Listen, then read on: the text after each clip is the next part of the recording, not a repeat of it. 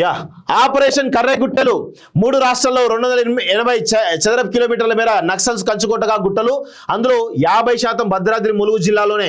హిడ్మాతో పాటు 3000 మంది నక్సల్స్ అక్కడే ఉన్నట్లు అనుమానాలు. పెద్ద ఎత్తున చుట్టుముట్టిన బలగాలు. నేడు రేపు భారీ ఎన్కౌంటర్ అంటూ చూస్తా ఉన్నాం. సో కర్రెగుట్టలో పెద్ద ఎత్తున నిన్న ఇన్నయ్య గారు కూడా అదే విషయం చెప్తా ఉన్నారు.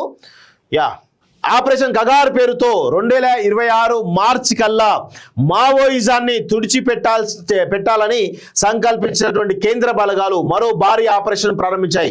తెలంగాణ, ఛత్తీస్గఢ్, మహారాష్ట్ర సరిహద్దుల్లో 280 చదరపు కిలోమీటర్ల మేర విస్తరించిన కర్రెగుట్టల వైపు బలగాలు వేగంగా కదులుతున్నాయి.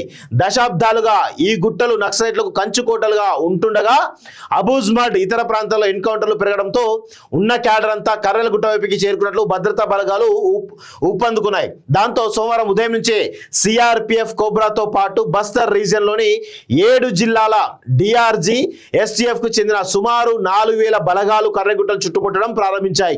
అటు మహారాష్ట్రలోని ఇంద్రావతి నదీ సమీపంలో C60 బలగాలు కూడా మోహరించినట్లు సమాచారం. 50% కర్రెగుట్టలు తెలంగాణలోని భద్రాద్రి కొత్తగూడెం జిల్లా చెర్ల, ములుగు జిల్లా వెంకటాపురం, వాజేడు వైపు సుమారు 70 కిలోమీటర్ల మేర విస్తరించి ఉన్నాయి. దీంతో కేంద్ర బలగాలు తెలంగాణ మీదుగా కర్రెగుట్టలకు చేరుకున్నట్లు తెలిసింది. అటు ఛత్తీస్గఢ్ లోని హిడ్మా స్థలమైనటువంటి పూవర్తికి 20 కిలోమీటర్ దూరంలోని పుజారి, కాంకేర్, ఊసూరు మధ్యేడు నుంచి ఈ గుట్టలు మొదలవుతాయి. ఎత్తులో పైచేయి ఎవరిది చూడండి ఎంత దారుణంగా. అలాంటి మావోయిస్టులు అంతమొందించడానికి కేంద్ర రక్షణ బలగాలు, కేంద్ర ప్రభుత్వం సిద్ధమైనట్టు తెలుస్తూ ఉంది. సో ఈరోజు 3000 మందిని ఒకటేసారి మట్టుబెట్టేందుకు కేంద్ర ప్రభుత్వం సిద్ధమైనట్టుగా తెలుస్తూ ఉంది. సో ఆపరేషన్ కర్రెగుట్టలు పోలీస్ బలాలకు అంత సులభమేమి కాదని వాదనలు వినిపిస్తున్నాయి. 280 చదరపు కిలోమీటర్ల విస్తీర్ణంలో ఉన్నటువంటి ఈ గుట్టల్లో చాలా వరకు నిటారుగా 30 నుంచి 50 మీటర్ల ఎత్తులో ఉన్నట్లు స్థానికులు చెబుతున్నారు. మందు పాతర్ల అనుమానాలతో బలగాలు బాంబు స్క్వాడ్ సాయంతో ముందుకు సాగుతుండగా బుధవారం కడపటి వార్తలు అందేసరికి రోప్ సాయంతో గుట్టలను అధిరోహించడం ప్రారంభించినట్లు తెలిసింది. వాస్తవానికి గుట్టల పైన ఉన్న వారిదే పైచేయిగా ఉంటుంది. పైనుంచి పేల్చే తూటాలు కింది వైపు వేగంగా దూసుకొస్తాయి.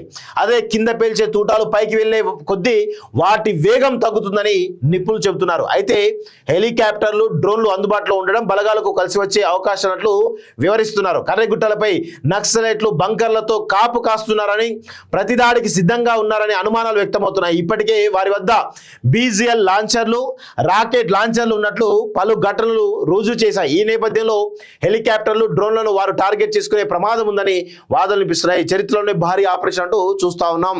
సో ఇక్కడ చూడండి, మావోయిస్టు పార్టీ గెరిల్లా దళపతి హిడ్మా సహా పలువురు కీలక నేతలను కలిపి కర్రెగుట్టలో పై ఉన్న స్థావరాల్లో 3000 మంది మావోయిస్టులు ఉన్నట్లు బలగాలు భావిస్తున్నాయి. ఎత్తుగా ఉండే ఈ గుట్టలపై మావోయిస్టు అగ్రనాయకుల బంకర్లు కూడా ఉన్నట్లు సమాచారం. అయితే ప్రభుత్వం సేవ్ కర్రెగుట్టలు ప్రచారాన్ని ప్రారంభించగానే మావోయిస్టులు ఈ గుట్టల చుట్టూ మందుపాత్రలు అమర్చారని తెలుస్తోంది. అందుకే సామాన్య పౌరులు ఎవరు కర్రెగుట్టల వైపు రావద్దంటూ నక్సల్స్ కరపత్రాలు ఇటీవల కలకలం రేపాయి. వాజేడు, వెంకటాపురం మండలాలకు చెందిన 2 వ్యక్తులు ఈ మందుపాత్రల కారణంగా మృతి చెందగా పలువురు మంది గిరిజనులు గాయపడ్డారు. భారీ సంఖ్యలో మావోయిస్టులు ఉండడం, 4000 మందితో బలగాలు ముందుకు సాగుతుండటంతో కర్రెగుట్టలపై ఏమైనా జరగవచ్చని, చరిత్రలోని భారీ ఆపరేషన్ నిలవచ్చని విశ్లేషకులు భావిస్తా ఉన్నారు.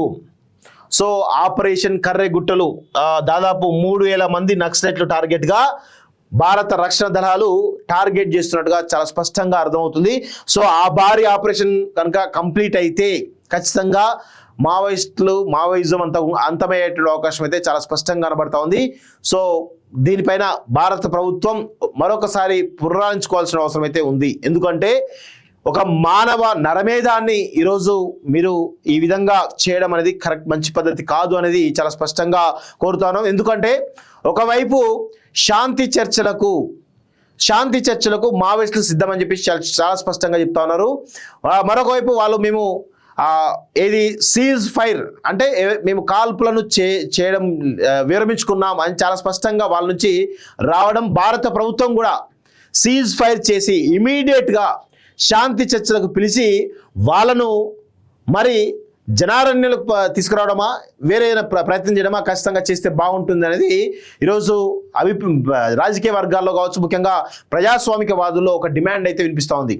సో నక్సలైట్ల నుంచి పెద్ద ఎత్తున శాంతి చర్చలు సిద్ధమంటా ఉన్నారు. మరి భారత ప్రభుత్వం కూడా శాంతి చర్చలు చేయాలి, తప్పదు.